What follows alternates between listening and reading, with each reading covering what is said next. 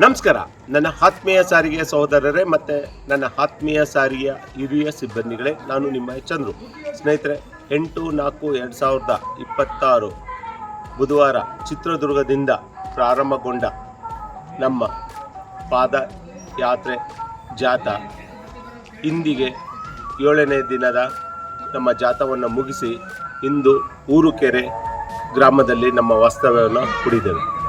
ನಾಳೆ ಬೆಳಗ್ಗೆ ಇಲ್ಲಿಂದ ಹೊರಟು ಸಿದ್ಧಗಂಗಾ ಮಠದಲ್ಲಿ ನಮ್ಮ ಜಾಥಾವನ್ನು 8ನೇ ದಿನದನ್ನು ಜಾಥಾ ಮುಗಿಸುತ್ತೇವೆ. ಸ್ನೇಹಿತರೆ, ಇವತ್ತು BMTCಯ ಹಲವು ನಮ್ಮ ನೌಕರರು ಬಂದು ನಮ್ಮ ಜಾಥಾದಲ್ಲಿ ಪಾಲ್ಗೊಂಡಿದ್ದಾರೆ. ನಾಳೆ ಸಹ ನಮ್ಮ 4 ನಿಗಮಗಳ ನೌಕರರು ಬಂದು ನಮ್ಮ ಜೊತೆಯಲ್ಲಿ ಸೇರಿಕೊಳ್ತಾ ಇದ್ದಾರೆ.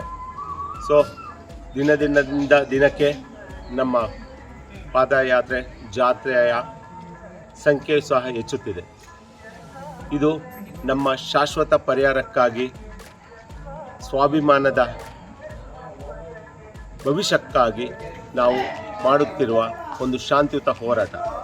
ಇದರಿಂದ ಸಾರಿಗೆ ಸಂಸ್ಥೆಯ ಕಾರ್ಯಾಚರಣೆಗಳಿಗೆ ಯಾವುದೇ ತೊಂದರೆ ಆಗುತ್ತಿಲ್ಲ. ಸಾರ್ವಜನಿಕರಿಗೆ ತೊಂದರೆ ಮಾಡುವ ಉದ್ದೇಶ ನಮ್ಮದಿಲ್ಲ. ನಮ್ಮ ಕೂಗು ಏನಂದರೆ, ಸಾರಿಗೆ ನೌಕರಿಗೆ ಏನು ನ್ಯಾಯಯುತ ಬೇಡಿಕೆಗಳಿದೆ ಅದು ಸರ್ಕಾರ ಈಡೇರಿಸಬೇಕು. ಆ ಒಂದು ನಿಟ್ಟಿನಲ್ಲಿ ಸರ್ಕಾರವನ್ನು ಗಮನ ಸೆಳೆಯುವಂಥ ಒಂದು ಶಾಂತಿಯುತ ಹೋರಾಟ ಆಗಿರೋದ್ರಿಂದ ದಯವಿಟ್ಟು ಈ ವಾಟ್ಸಪ್ಗಳಲ್ಲಿ ಮತ್ತು ಇತರ ಸಾಮಾಜಿಕ ಜಾಲತಾಣದ ಮೂಲಗಳಲ್ಲಿ ತಮ್ಮನ್ನು ಎದುರಿಸುವಂಥ, ದಾರಿ ತಪ್ಪಿಸುವಂಥ ಕೆಲಸಗಳನ್ನ ಮಾಡ್ತಾ ಇದ್ದಾರೆ. ಇದು ಒಂದು ರೀತಿಯ ಆನೆಯನ್ನು ತನ್ನ ತಲೆ ಮೇಲೆ ತಾನೇ ಮಣ್ಣೆತ್ತಾಕೊಳ್ಳುವಂಥ ಕೆಲಸಗಳನ್ನು ಸಾಮಾಜಿಕ ಜಾಲತಾಣದಲ್ಲಿ ವ್ಯವಸ್ಥಿತವಾಗಿ ಮಾಡ್ತಾ ಇದ್ದಾರೆ. ಇದೇ ಸಂಬಳದಲ್ಲಿ ಅವರು ಬದುಕಬೇಕು ಅನ್ನೋದು ಒಂದು ಪರಿಜ್ಞಾನವೇ ಅವ್ರಿಗಿಲ್ಲದಂತೆ ಮಾತಾಡ್ತಾ ಇದ್ದಾರೆ. ಅದನ್ನು ನೀವು ಕೇಳಿ ನೀವು ನಿಮ್ಮ ಮನಸ್ಸನ್ನು ಗೊಂದಲಕ್ಕೆ ತೊಗೊಂಡೋಗ್ತಾ ಇದ್ದೀರ.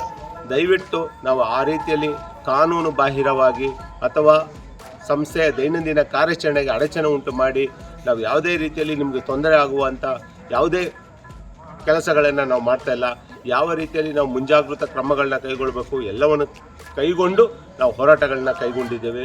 ನಾಳೆಯೂ ಸಹ ಬೆಳಗ್ಗೆ 6 ಗಂಟೆಯಿಂದ ಊರುಕೆರೆ ಗ್ರಾಮದಿಂದ ನಮ್ಮ ಜಾಥಾ ಹೊರಡಲಿದೆ. ಹೆಚ್ಚಿನ ಸಂಖ್ಯೆಯಲ್ಲಿ ಬೆಳಗ್ಗೆ 6 ಗಂಟೆಗೆ ಊರುಕೆರೆ ಗ್ರಾಮ, ನಿಮಗೆ ಲೊಕೇಶನ್ನೂ ಸಹ ಶೇರ್ ಮಾಡ್ತೇನೆ. ಹೆಚ್ಚಿನ ಸಂಖ್ಯೆಯಲ್ಲಿ ಬಂದು ಇಲ್ಲಿ ಸೇರಿಕೊಳ್ಬೇಕಂತ ತಮ್ಮಲ್ಲಿ ವಿನಂತಿಸಿಕೊಳ್ಳುತ್ತೇನೆ. ಜೈ ಹಿಂದ್, ಜೈ ಕರ್ನಾಟಕ.